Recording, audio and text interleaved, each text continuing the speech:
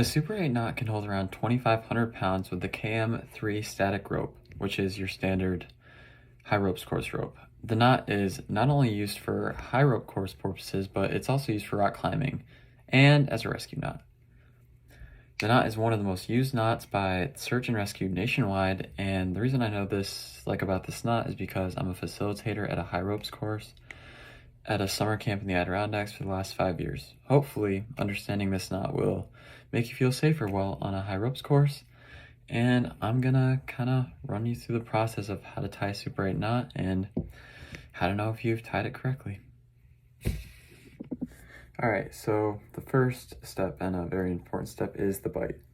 So the bite is, this is the end of the rope, and the bite is going to be like this portion of the rope, which doesn't matter as much when you're tying the knot itself, but when you're tying it for safety course use purposes, you need to tie a safety knot at the end, which can require a certain length of the rope that you've left over, and hence why the bite is so important.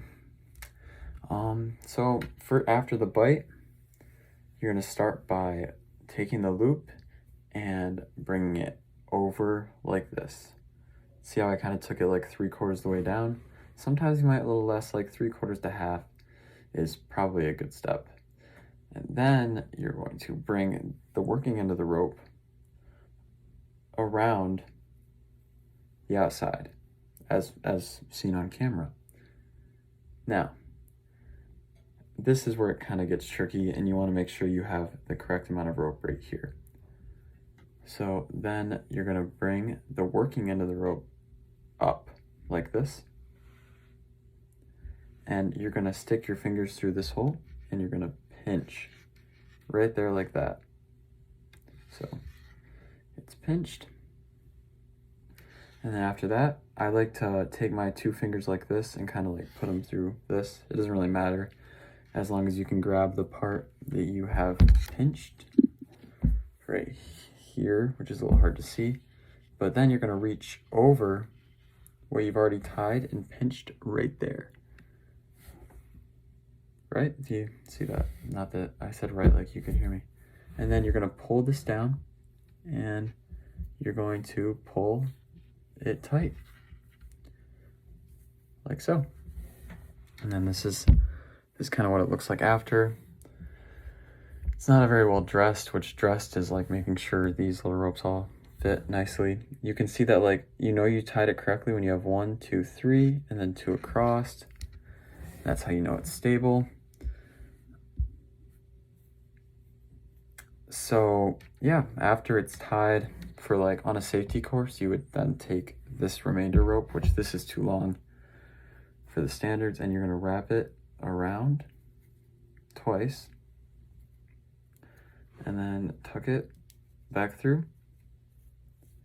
And this is called a safety knot, and it is to deal with the access rope, which I have a lot more of, which is why it's so important to tie it correctly, have the correct length, because you can't have a ton of extra rope dangling around that can get caught on something or anything like that. And yeah, the Super 8 is nearly impossible to come untied. It's impossible to become untied on its own if it's tied correctly, but the safety knot is just that extra layer of protection. There's a lot of ways you can mess up tying the rope. You kind of just gotta fidget with it until you find a way that works for you. And I'll just do it quickly to kind of show you again.